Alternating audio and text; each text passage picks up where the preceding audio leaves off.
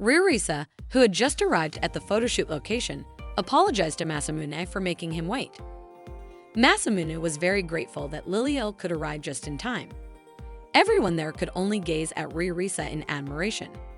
They had just realized that such a cute cosplayer was at the event, as they hadn't seen her before.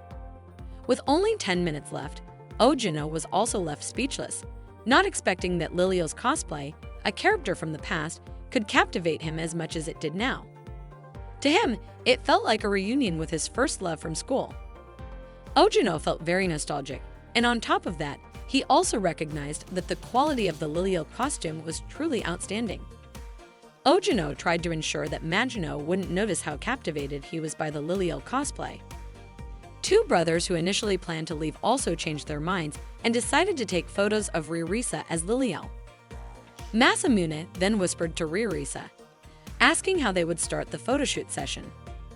Both of them were confused since this was their first event. While they were thinking it over, many people had already gathered to take photos of Liliel and asked her to pose. Naturally, Ririsa felt overwhelmed. The situation became chaotic and out of control. Ririsa was trapped in the middle of the crowd and couldn't do anything. Then, after getting permission from Magino, Ojino quickly stepped in to take charge of the Liliel photoshoot session. He carefully selected a suitable spot and asked the photographers to arrange themselves in an orderly manner. As time was running out, Ojino suggested that the photographers form a circle. Masamune thanked Ojino for organizing everything. However, it turned out that Ojino did this to secure a good photo spot for himself. The photographers were ready to take photos of Ririsa. She asked for everyone's cooperation, and they immediately got ready to snap pictures of her. Ririsa began striking her first pose. As she faced forward, she felt very amazed because this was the first time she was being photographed by so many people at once. Masamune, who was at the back of the crowd, couldn't take any photos at all. Ririsa still appeared a bit awkward, and she accidentally tripped over her own foot. Fortunately, there was a wall beside her that she could use for support. Seeing this, the photographers there realized that Ririsa was still a beginner. However, they understood, and one of the photographers even mentioned that it made Ririsa look even cuter. Out of everyone there, Ojino was the one who noticed that all of Ririsa's poses were inspired by manga and anime. Ririsa didn't just pose from key art, but also from one-off pages and panels. Ririsa changed her pose every 5 seconds. Ojino knew that she was doing all of this from the heart. A man there also commented that Ririsa didn't look like she was wearing a costume. To him, it didn't seem like she was cosplaying. You could say that because she wasn't a professional, she looked more natural, as if she had been that way from the beginning. It felt like photographing the real Liliel, who had jumped out of the manga and was posing for the camera. Ririsa continued to pose, wondering how she looked. Was her love for Liliel coming through? Because she loved Liliel deeply.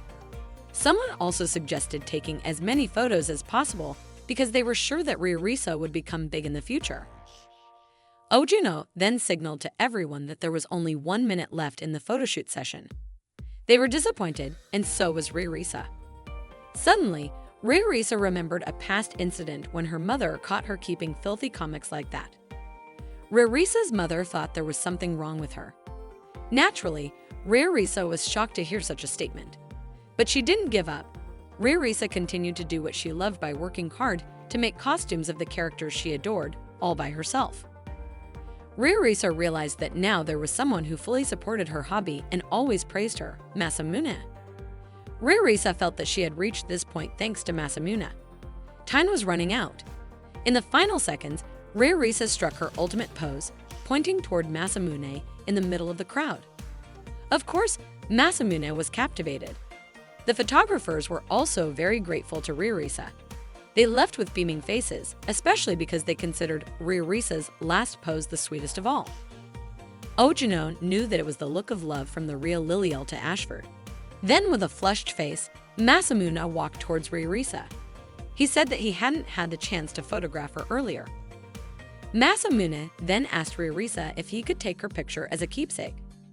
Ririsa agreed, smiling sweetly. She felt very relieved. As Masamune took the photo, Ririsa was startled because she wasn't ready and told Masamune that the picture must be bad and wouldn't look like Liliel because she was still grinning. However, when Masamune reviewed the shot, he thought it was great, and somehow, Ririsa looked incredibly sweet in the photo. The event came to an end, and all the attendees began leaving the venue. Ririsa was walking toward the changing room when suddenly a group of people rushed towards her, asking if she sold Cosrom, requesting her business card, and inquiring about her social media. Ririsa looked confused and awkwardly said that she didn't have any of those. Naturally, the people were disappointed to find out that their favorite cosplayer didn't have a business card or social media. Ririsa finally reached the changing room. She and the others took selfies together. The cosplayers there looked very happy, thinking that the day had been a lot of fun. They seemed to really enjoy the event. Someone asked Magino why she had brought so many masks. Magino explained that it was to prevent fur from getting into her nose since she had been cosplaying as half-animal characters lately.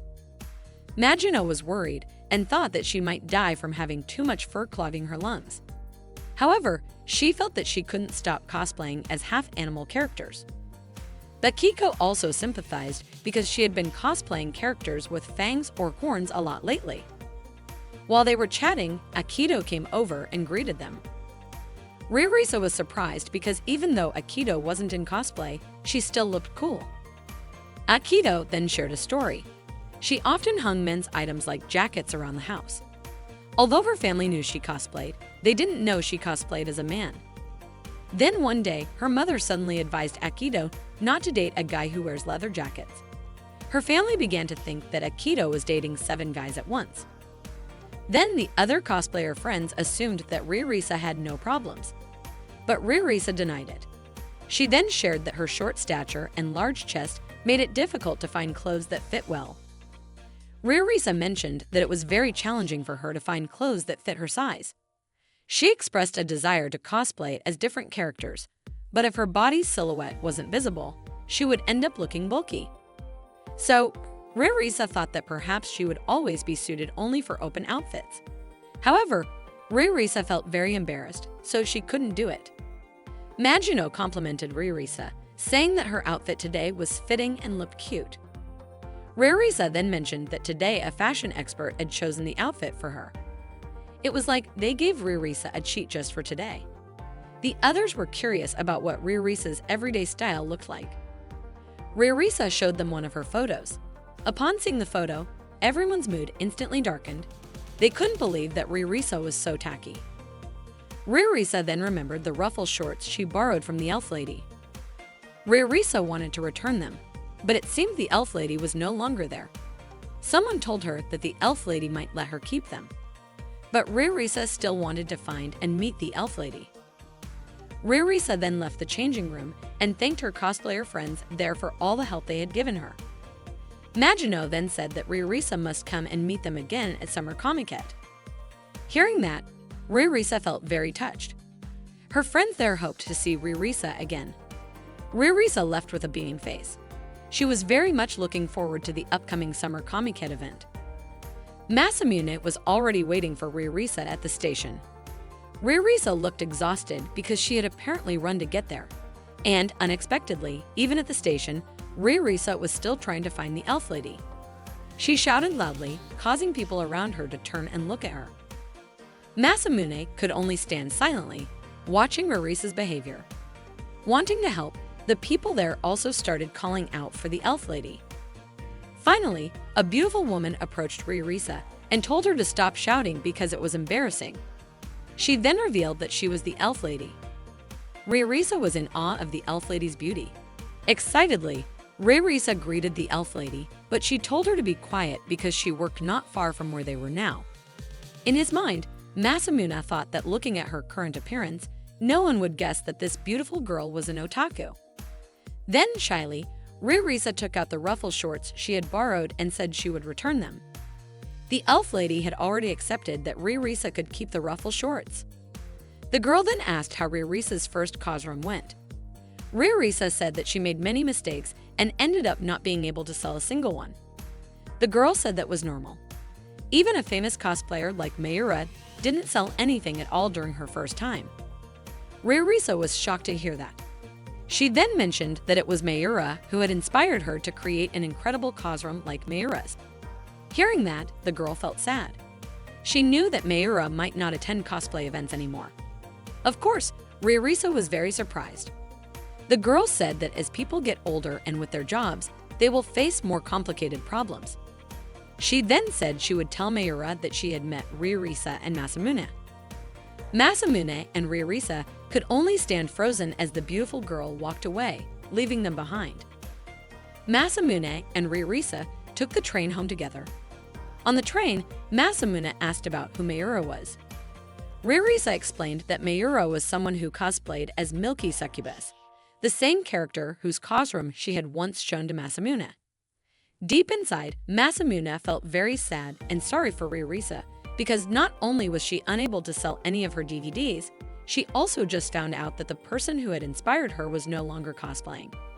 However, Ririsa remained optimistic, believing that if she continued attending events, she would eventually meet Mayura. Ririsa was determined to attend the upcoming summer Comiket. She was eager to create an even better cosroom and participate in more events. Hearing this, Masamune felt relieved, realizing that there was nothing to worry about. Ririsa was still very passionate about chasing her dreams. As they continued their journey, Ririsa asked Masamune for his help. She realized that the reason she created cosroom and attended events was because Masamune had always supported her.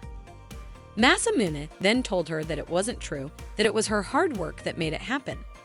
But to Ririsa, it was all because of Masamune. Without him, she might not have been able to do it. The atmosphere grew more intense. Ririsa then confessed that she felt something strange when she was near Masamune. Her heart would race when they were together, and her chest would feel warm every time Masamune helped her. Masamune was surprised because he felt the same way. He started to think that it might be love. Ririsa then said that she had always wondered where those feelings came from, and today she found the answer. Then, with a shy smile, Ririsa confessed that she liked Masamune. Masamune was instantly left speechless. Ririsa continued, explaining that she liked Masamune very much as her cosplay partner. Today's event had made her realize that. Ririsa felt very happy to have met such an amazing photographer as Masamune. Masamune could only smile and remain silent, not expecting that Ririsa meant those kinds of feelings. But he also felt relieved, realizing that his feelings might not be love either, but something similar. It turned out that his discomfort was just jealousy as a photographer. The atmosphere became awkward as they both chuckled lightly while the train kept moving forward.